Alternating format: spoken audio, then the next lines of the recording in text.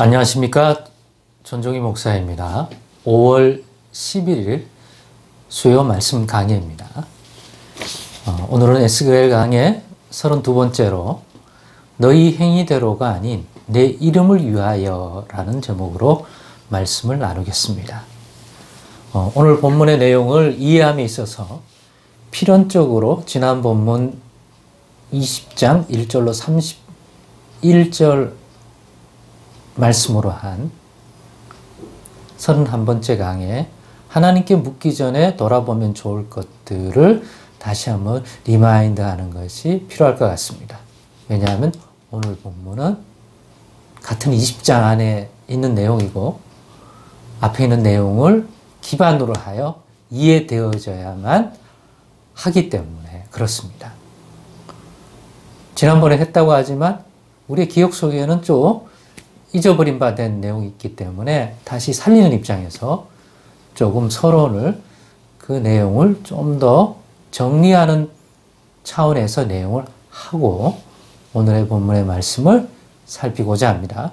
모든 것들이 이런 부분이 있지만 특별히 더 그렇습니다.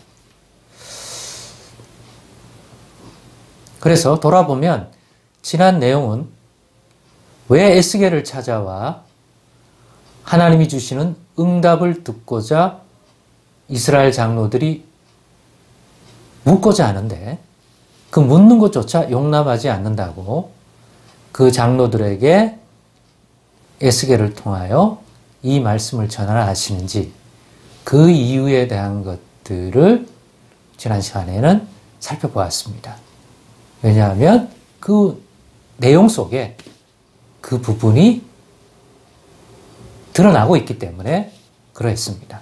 그래서 살핀 결과 그 이유란 하나님이 가증히 여기는 일을 모세 때 애굽에서 종살이하는 백성들을 인도하심부터 에스겔 시대에 이르기까지 주신 땅에서 살아가고 있는 하나님의 백성, 즉 가나안 땅에 있는 하나님의 백성들이 지속적으로 행했기 때문입니다. 그 가증하게 여기시는 일이란 첫째, 여호와 하나님이 자신들에게 주신 복된 말씀을 외면하고 따르지 아니하는 불순종이라고 하는 차원에서 말씀에 대한 불순종이다. 그냥 말씀도 아니고 자신들에게 생명과 복이 되는 말씀을 주셨는데 외면함인 거죠.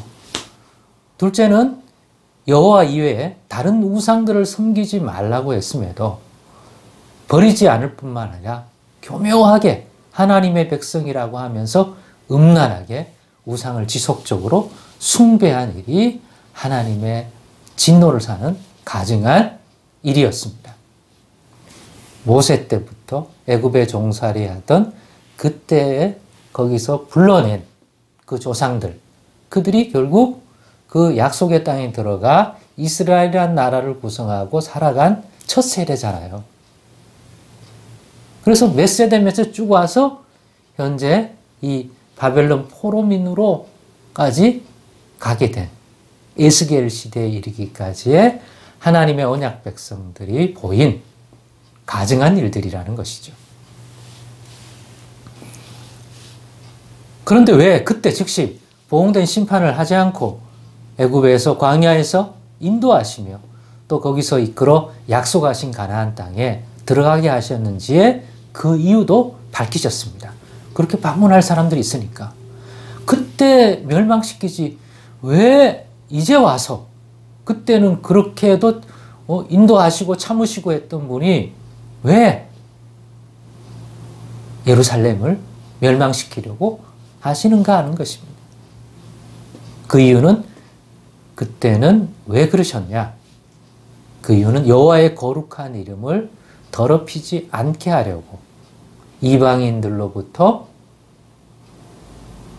이스라엘 백성들을 인도한다고 하면서 광야에서 애굽에서 멸망시키고 끝내버리면 그 일로 인하여 그들이 여호와의 백성을 여호와가 구원하지 못하는 걸 보고 여호와의 거룩한 이름을 훼손시킬까 봐 그게 막기 위해서 그때는 그렇게 하지 않으셨다고 한다는 것입니다.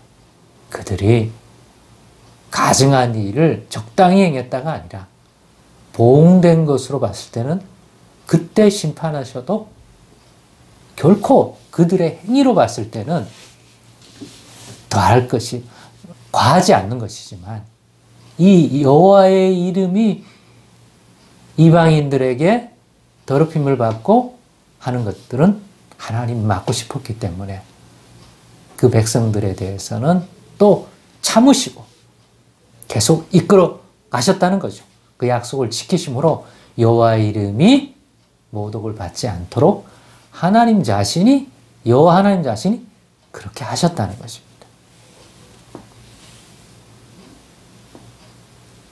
하지만 그때도 멸망은 시키지는 않으셨지만 이 가증한 일에 대한 경각심을 가지도록 부분 하나님께서 얼마나 이 일에 진노하시는지에 대한 것들을 볼 수 있는 심판은 주셨다는 겁니다. 실제로 그러했습니다.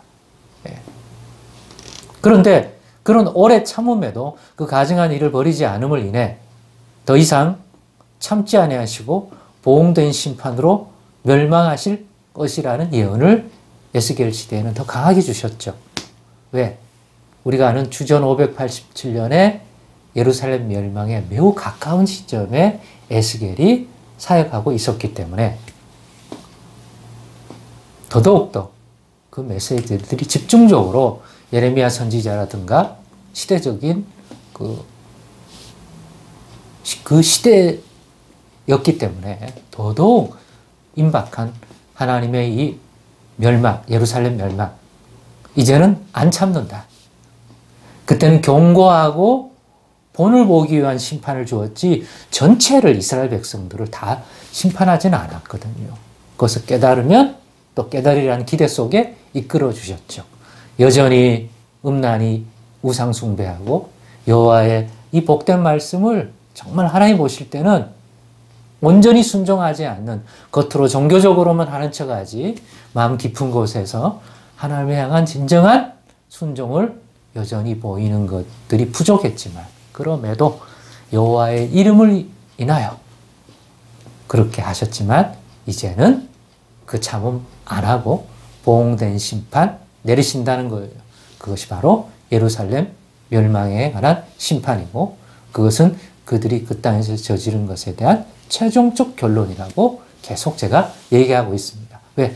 그 심판, 주전 587년 또는 86년에 일어나는 역사적인 그 심판의 의미를 정말이지 매우 잘 기억할 필요가 있는 것입니다.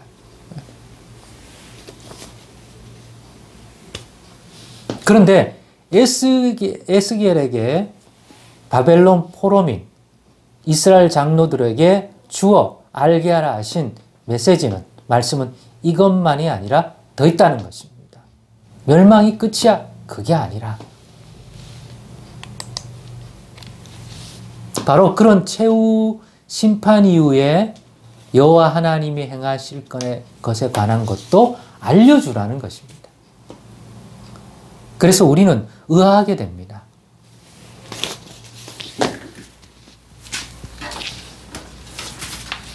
네, 죄송합니다.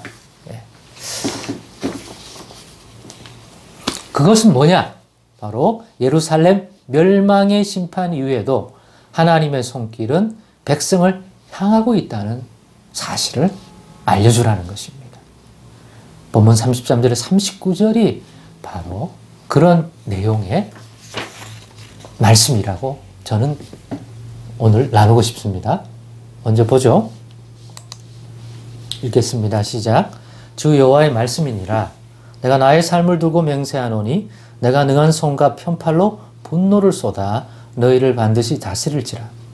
능한 손과 편팔로 분노를 쏟아 너희를 여러 나라에서 나오게 하며 너희의 흩어진 여러 지방에서 모아내고 너희를 인도하여 여러 나라 광야에 이르러 거기에서 너희를 대면하여 심판하되 내가 애굽 땅 광야에서 너희 조상들을 심판한 것 같이 너희를 심판하리라. 주 여호와의 말씀이니라. 내가 너희를 막대기 아래로 지나가게 하며 언약의 돌로 매려니와 너희 가운데에 반역하는 자와 내게 범죄하는 자를 모두 제하여 버릴지라. 그들을 그 머물러 살던 땅에서는 나오게 하여도 이스라엘 땅에는 들어가지 못하게 하리니 너희가 나는 여호와인 줄을 알리라. 주 여호와께서 이같이 말씀하셨느니라.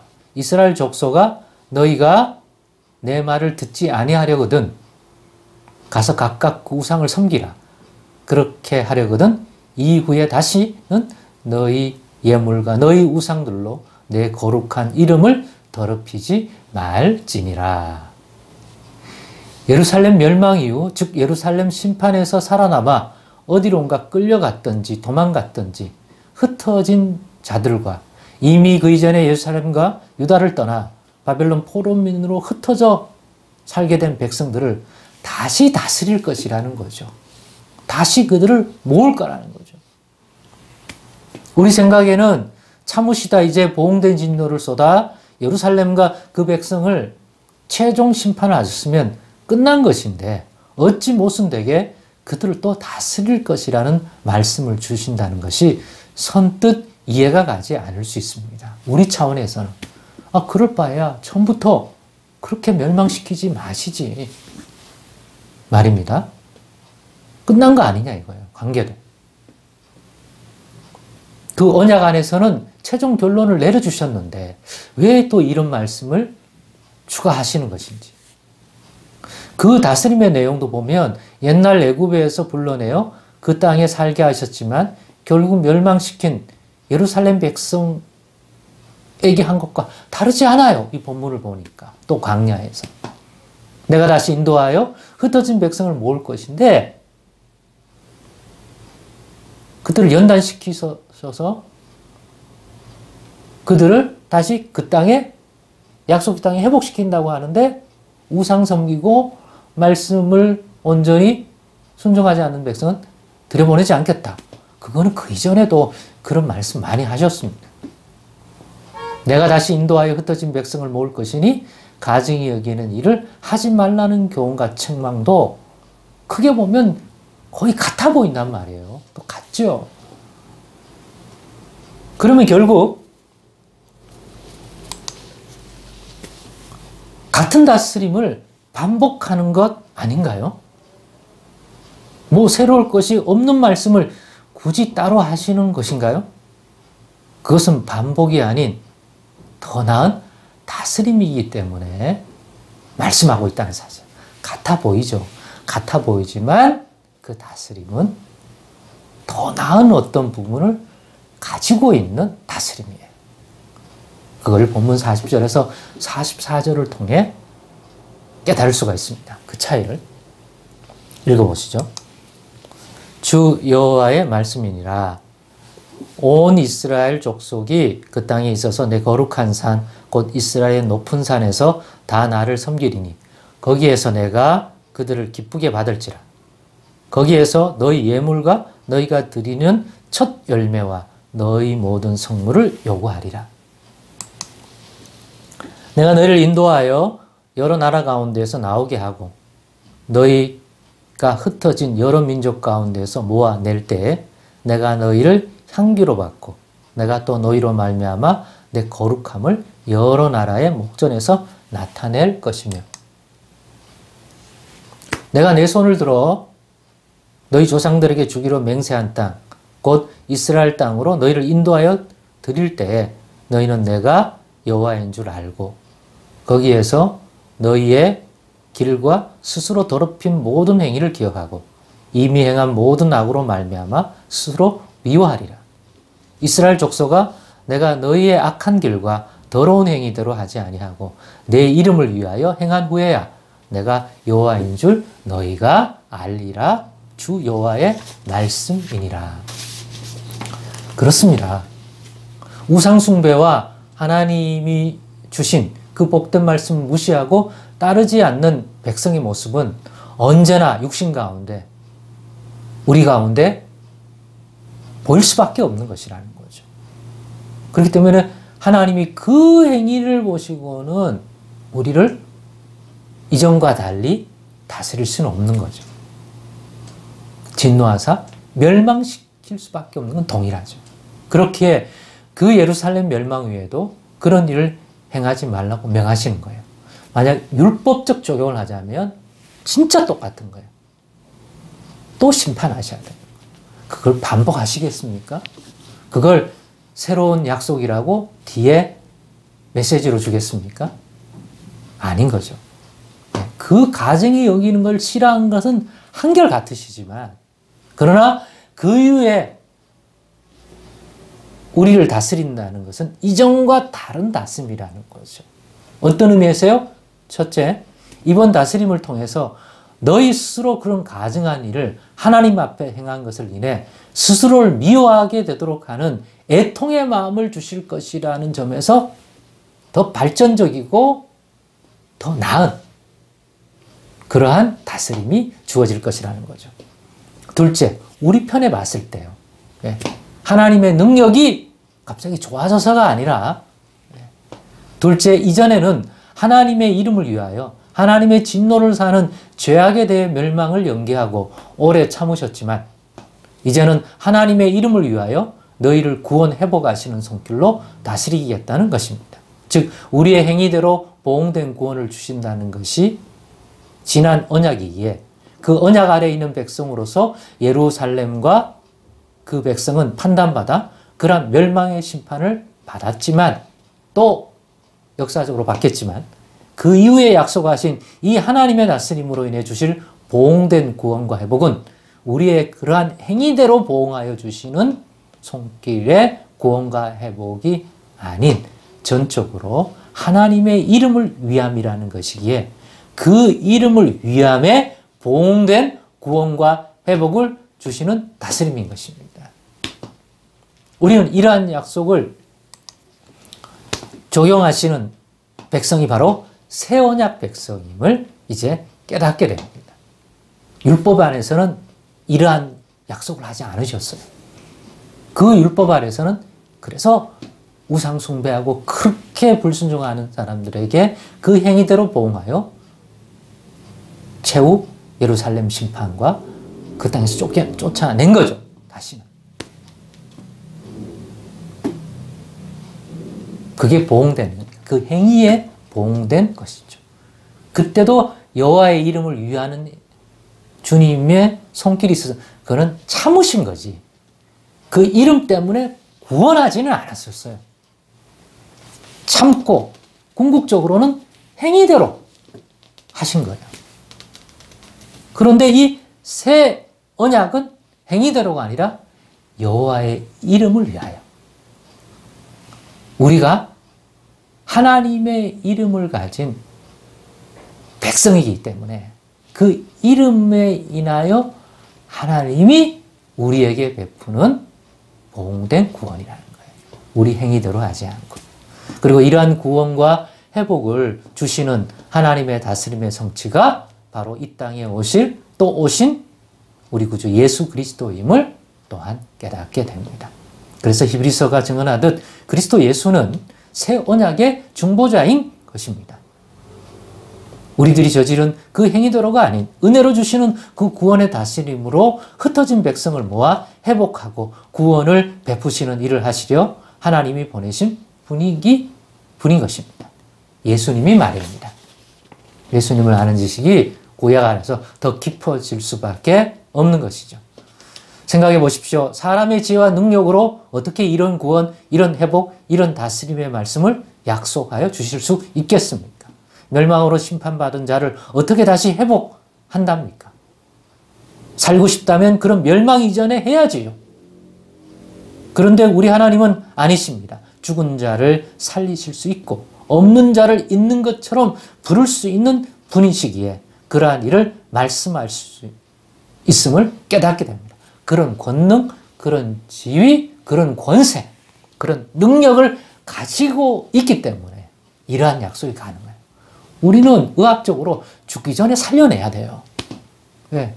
우리의 지혜와 우리의 능력은 거기까지예요. 근데 그 이상의 약속을 못해. 죽은 사람은 장례 치러야지 어떻게 살린다는 약속을 합니까? 최소한의 생물학적인 생명의 숨이 붙어 있어야 되는 거죠. 그러나 하나님은 뭡니까?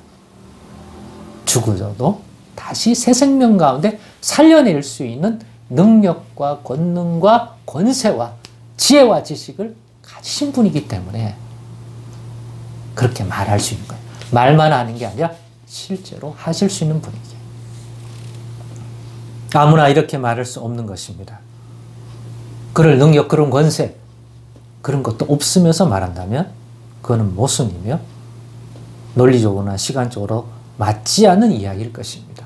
예, 멸망 전에 최소한 건져내야 되지. 완전히 황폐하게 만들고 그 옛 언약 가운데서 최종 심판을 한 대상들을 아니 무슨 수로 다시 논리적으로 안 맞잖아요. 끝났는데 왜 끝난 자들에게 새로운 약속을 주십니까? 도대체 뭘 이미 심판받은 자에게 뭘 줄 수 있다고요? 끝났는데. 우리 입장에선 그래요. 그러나 하나님은 여호와 하나님은 하실 수 있는 거죠. 그러므로 그래서 아브라함에게도 다 죽은 자 같고 잉태하지 못하는 생물학적 그러한 시간, 나이가 된 아브라함과 아내 사라에게 그 약속을 할 수 있는 거죠. 내년에 너와 사라 사이에 아들을 줄게. 그게 우리 입장에는 불가능해요. 말할 수 없어요. 우리에게서 나는 것이 아닙니다. 근데 하나님은 하실 수 있다. 그러므로 우리가 예수 그리스도 안에서 경험하게 되는 은혜와 구원은 우리가 바랄 수 없는 상태나 상황에서도 바랄 수 있는 하나님만이 하실 수 있는 구원인 것입니다. 왜냐 하나님이 미리 이런 구원, 이런 회복, 이런 은혜의 손길을 주실 것을 약속하셨기 때문입니다. 그렇지 않다면 우리는 논리적으로 경험적으로 절대로 이런 구원을 꿈꿀 수 없을 것입니다. 그러므로 그리스도 예수 안에서 주시는 하나님의 다스림의 약속이 무엇인지 결코 놓치지 말고 믿음으로 붙드는 자들이 되십시다. 그러면 우리에게는 기적이지만 하나님 편에서는 약속하신 것을 이루심으로 하나님이 어떤 분인지 알려주는 상식적인 하나님의 손길이기에 예수 안에서 우리는 기적이 상식이 되는 믿음을 가질 수 있게 될 것입니다. 이 놀라운 믿음을 겨자씨 한 알만이라도 가지는 은혜를 우리 모두에게 부어주시기를 간절히 소망합니다. 왜냐하면 오늘날 그러한 하나님의 손길이 필요한 성도들이 많기 때문입니다. 자기 자신의 환경으로 봐서는 원해도 바랄 수 없기 때문에 낙심하고 절망한 자에게 이 믿음의 겨자씨 한 알만큼은 구원이 될 줄 믿습니다. 하나님께서 올 한 해도 그런 믿음을 우리에게 주시기를 간절히 사모합니다. 기도하겠습니다. 하나님 감사합니다. 오늘의 나눔 가운데 도전을 주시고 더 이 믿음을 사모하게 도와주시고 우리 하나님이 누구인지 예수 안에서 베푸시려고 하는 회복의 손길과 구원이 무엇인지 더 온전히 깨달아 그 예수를 믿게 하여 주시옵소서. 예수님의 이름으로 기도드리옵나이다. 아멘.